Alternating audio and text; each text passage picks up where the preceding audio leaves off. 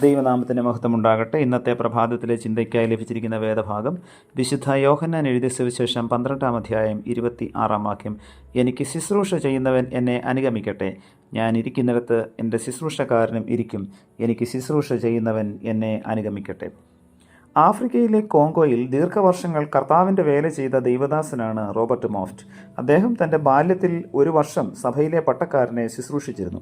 ആ പട്ടക്കാരൻ വലിയ പ്രസംഗകനൊന്നുമല്ലായിരുന്നു. കുറേ നാൾ പ്രസംഗിച്ചു കഴിഞ്ഞ ഇടവകക്കാർ അദ്ദേഹത്തെ അവിടെ നിന്നും പറഞ്ഞു വിടാൻ തീരുമാനിച്ചു. അദ്ദേഹം വളരെ ദുഃഖിച്ചു.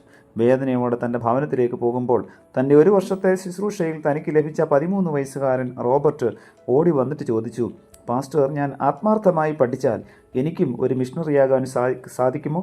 ഇത് കേട്ടയുടനെ ആ കുഞ്ഞിനെ മാറോട് ചേർത്ത് പിടിച്ച് അവൻ്റെ മേൽ കൈവച്ചിട്ട് അദ്ദേഹം പറഞ്ഞു, കുഞ്ഞെ, ദൈവം നിന്നെ എടുത്ത് ഉപയോഗിക്കട്ടെ.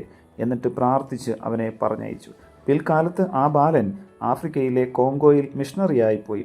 ആ രാജ്യത്തെ ഇളക്കി മറിച്ചു. സാമൂഹ്യ വ്യവസ്ഥിതിക്ക് മാറ്റം വരുത്തി. ഇംഗ്ലണ്ടിലെ രാജാവ് ഇതറിഞ്ഞു റോബർട്ടിനെ ആദരിക്കുവാൻ തീരുമാനിച്ചു.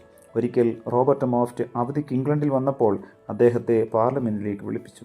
ഈ മിഷണറി പാർലമെൻറ്റിൽ കടന്നപ്പോൾ ഇംഗ്ലണ്ടിലെ പ്രഭുക്കന്മാരെല്ലാം അവരുടെ തൊപ്പിയൂരി ആദരിച്ചു.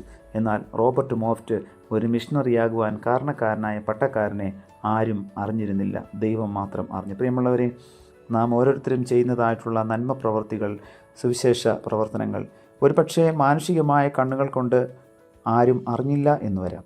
എന്നാൽ ഹൃദയങ്ങളെ അറിയുന്നതായ ഒരു കർത്താവ് നമ്മുടെ കൂടെ ഉണ്ട് എന്ന് ഒരിക്കലും നാം മറന്നു പോകരുത്.